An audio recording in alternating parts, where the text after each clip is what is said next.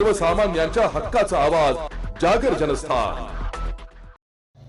दुकानात नोकरीच्या नावाखाली कामावर राहून मालकाचा विश्वास संपादन करणाऱ्या एका इसमाने 3 लाखांपेक्षा जास्त किमतीचा ऐवज चोरून नेला होता।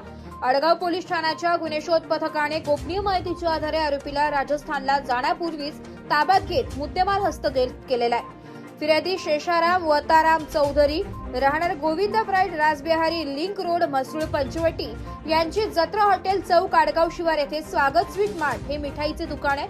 दुकानात काम करणाऱ्या कामगार अरविंद गणेश पुरोहित राहणार पानवीर जिल्हा जालोर राजस्थान याने मालकाचा विश्वासघात करून चोरी केली। त्याने दुकानात रोख रक्कम, लेनोवा लॅपटॉप, चांदीचे कडे असा एकूण 3,49,000 रुपयांचा ऐवज चोरून नेलाय। या प्रकरणी अडगाव पोलीस ठाण्यात गुन्हा दाखल होता। गुन्ह्याचा तपास करत असताना पोलीस अंमलदार दिलीप राठोड यांना गोपनीय माहिती मिळाली की आरोपी अरविंद सिंग हा द्वारका येथून बसने पुण्याला जाणार आहे।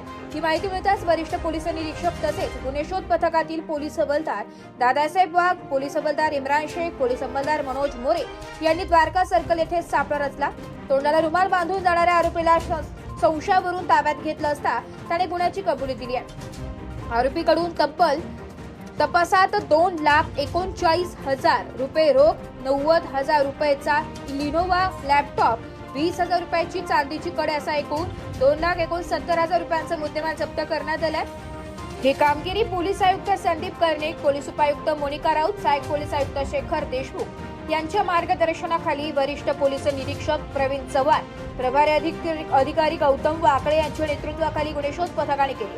पुढील तपास पोलीस उपनिरीक्षक घोडेकर यांनी। जागर जनस्थानसाठी संदीप नवसे, नाशिक।